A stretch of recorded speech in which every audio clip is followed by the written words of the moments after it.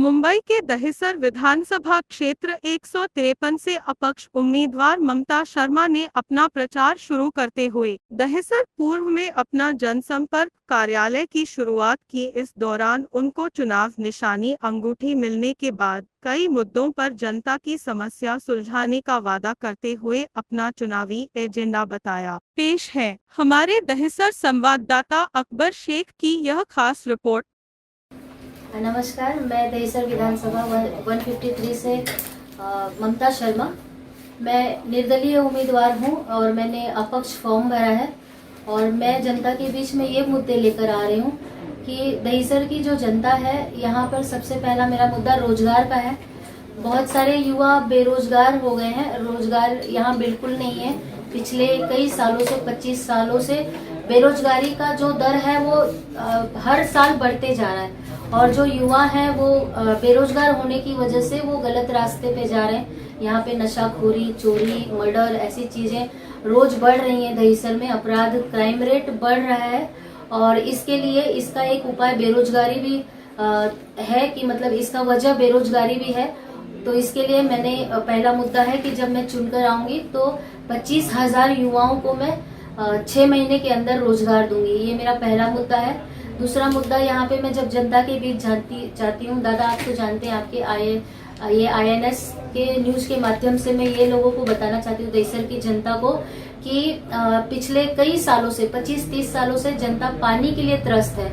यहाँ पे बड़ी से बड़ी झुग्गी झोपड़पट्टियों में अभी तक पानी का 30-30 साल की पाइपलाइन है। जो जितने इंच का पाइपलाइन 30 साल पड़ा था, ऐसे कई आपको मैं एरिया बताऊंगी, एक्सर से लेके शांति नगर तक 30 साल से पाइपलाइन ही नहीं चेंज हुआ है और छोटी पाइपलाइन है। जनता बढ़ रही है और आपको पता है कि बस्तियां बढ़ रही हैं, लोगों की जनसंख्या बढ़ रही है, लेकिन पानी की पाइपलाइन 30-30 साल से नहीं चेंज हुई है और पानी का बहुत बड़ा समस्या यहाँ पे है और ना कोई आमदार, नगर सेवक, यहाँ कोई प्रशासन ध्यान नहीं देता है। दादा इस बार कैसा है आप जानते हैं कि BMC 25 साल से शिवसेना राज कर रही है BMC पे, तो शिवसेना ने भी आमदार 5 साल यहाँ रह चुके हैं, उन्होंने भी कोई काम नहीं किया और बीजेपी 10 साल से जो पिछले रहे उन्होंने भी नहीं काम किया है।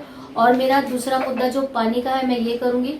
और तीसरा मेरा मुद्दा है जो महिलाओं के लिए है, महिलाओं को रोजगार दिलाना।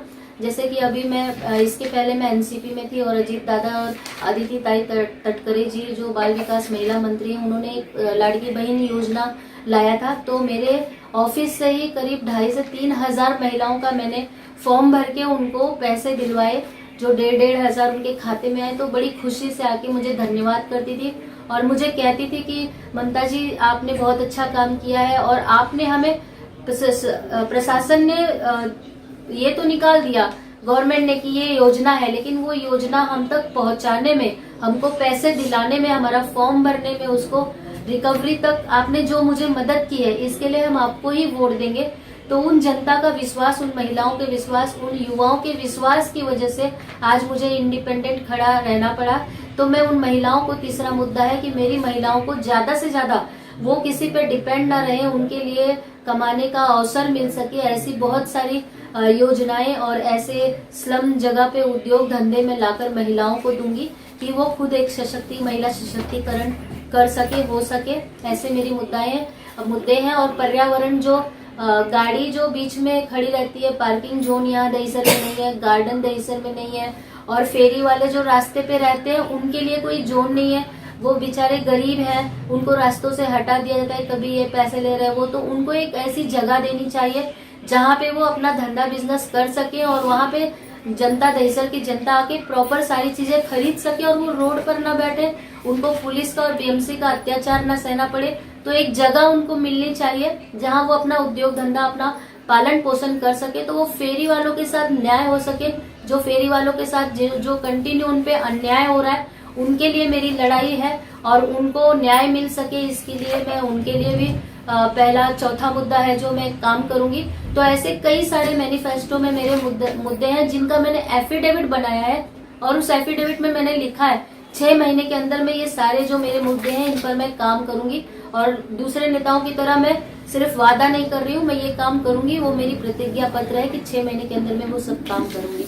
मैडम, आपका मुकाबला कई बड़े दिग्गज लोगों के साथ में है, तो ऐसे में क्या लगता है कि इस बार दहिसर विधानसभा में आपके लिए चुनौती रहेगी? सर, आप कोई भी फिल्म उठा के देख लीजिए, विलन को तो मजबूत ही दिखाया जाता है। आपने शोले देखा होगा, गब्बर आ गया, तो मैं किसी गब्बर से नहीं डरती हूँ और मुझे पता है कि मैं हीरो हूँ और मेरी नीयत अच्छी है। और अगर मेरी नीयत अच्छी है तो मेरे साथ पूरा यूनिवर्स है, पूरी कायनात है। और आप जैसे सभी मेरी जनता जनार्दन है और जनता ही जनार्दन होती है। जनता जब मुझे चुन के देगी तो मैं जीत कर आऊंगी और जनता ने जिसे चाह लिया उसके सामने कोई गब्बर नहीं टिकेगा, कोई दिग्गज नहीं टिकेगा। आप कह रहे हैं सामने कोई गब्बर है या दिग्गज है, ऐसा कोई नहीं है। जनता जनार्दन है और जनता जनार्दन मुझे जब चुनकर लाएगी तो भगवान के सामने सर झुका देंगे सब।